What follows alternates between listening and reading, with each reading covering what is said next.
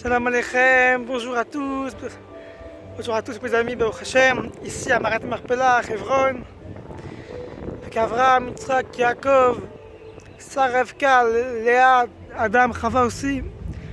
Toute la Géoula va venir ici aussi, Bezrat Hashem, bientôt. On va dire un mot Bezrat Hashem pendant ces vacances refèches extraordinaires. Il ne faut pas perdre le fil de la terre. Comme on est dans un lieu Kadosh, alors c'est l'occasion. Écoutez Moran, Torah Beis, deuxième Torah, le cinquième chapitre, cinquième paragraphe, dans le volume 1, il dit les marshavaot, les mauvaises pensées, d'où elles viennent? Du kilkul mishpat, ça veut dire du mauvais jugement. Il te dit, quand tu as des mauvaises pensées, d'où ça vient les mauvaises pensées? Comment ça se fait que tu penses mal dans la vie? C'est à cause du mauvais jugement. Tu juges mal les gens, donc tu penses du mal sur eux.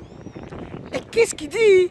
Qu'un mishpat zeprinat naïm, que le jugement, c'est le principe des yeux. Donc il te dit quoi? C'est simple, ça paraît ok. Pourquoi les mauvaises pensées? Parce qu'on juge mal. Et c'est quoi le jugement? C'est les yeux. Donc, c'est quoi la cause à effet? On a des yeux. Et nos yeux, ils voient. Ils photographient tout l'espace. Maintenant, nos yeux qui voient, le fait de voir, ça amène le cerveau au mishpat, au jugement. Et ça, quand on voit mal, on juge mal.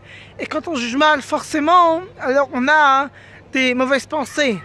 Je vois quelqu'un, après je pense sur lui, je le juge mal, je dis c'est un pauvre type, donc après je pense mal sur lui, je pense c'est un voleur, c'est un violeur, c'est un traqueur, c'est un assassin.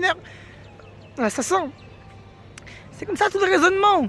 D'ailleurs, ça me permet d'ouvrir une petite parenthèse sur les séfarades. Si vous avez une tante séfarade, une grand-mère séfarade, tunisienne, néo-algérienne, voire marocaine, qui vous dit combien t'as d'enfants et qu'elle répond 15 alors qu'elle en a que 5 pour pas avoir de l'œil, mais c'est stupide ça, parce que ça dépend. S'il va voir bien, il va juger bien, et donc il va penser bien.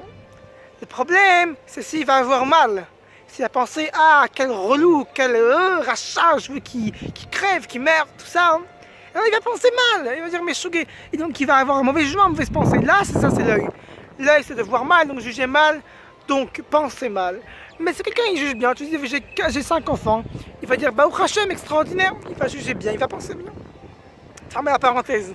Et ça, ce raisonnement-là, il est extraordinaire, parce qu'on peut expliquer tout, mes amis, de l'écouter Moran, il est extraordinaire. Parce que là, si on dit que tout vient de l'œil, et que grâce à l'œil on a le jugement, et du mauvais jugement on a les mauvaises pensées, donc du bon jugement on a les bonnes pensées. Mais si on sait ce qu'il a dit Rabbeinu, Shabbos Nachamu, donc il y a quelques semaines on a fait Shabbat Nachamu, oui, et Rabbeinu, Shabbos Nachamu, il a dit, je peux jurer, Rabbi Nachman de Breslev, je peux jurer sur Shabbos Kodesh que je ne sais rien. Aniodea Kloum, je ne sais rien. Le Rebbe, il a dit qu'il savait rien. Maintenant, Rabbi Nachman, il savait parler aux plantes, à la faune, à la flore, aux rochers, à tout. Il connaissait tout, tous les langages, tous les univers, tous les mondes. Rabbi Nachman Breslev, il ne connaît pas. Ça veut dire quoi? Ça veut dire que sa connaissance, d'une part, il ne la met pas au service du jour. Et d'autre, au service du jour. C'est-à-dire que sa connaissance, il l'applique concrètement. Mais d'autre part, qu'il n'a pas l'orgueil et l'arrogance de dire parce que je sais, donc que je vais juger. Mais si je sais rien, alors ce que je vois, c'est pas sûr. C'est peut-être ceci, peut-être cela, tout est relatif, il y en est absolu. Et ça, c'est nous, on intègre ce qu'a dit Rabbi Nachman, Rabbeinu, c'est-à-dire qu'il a dit je ne sais rien. C'est-à-dire que quand on voit quelque chose, après, on sait que c'est le principe du jugement, alors ça fait quoi? Ça fait je sais rien, donc je juge rien, je juge neutre. Et donc les pensées, elles vont être neutres. Maintenant, ça c'est pour quelqu'un qui est moyen, la neutralité. Maintenant, on sait que Rabbi Nathan, son beau-père, il a été mis dans l'école chassidique. Puis après, comme il a été beaucoup de la chandara entre chassidim, il est devenu mitnagdim. Et Rabbi Nathan, toujours, il jugeait bien son beau-père. Il disait, mais non, mais c'est un tzaddik gadol. Parce que oui, certes, il est devenu mitnagdim, mais en vérité, c'est parce qu'il a des circonstances atténuantes. Et ça, c'est le juif extraordinaire.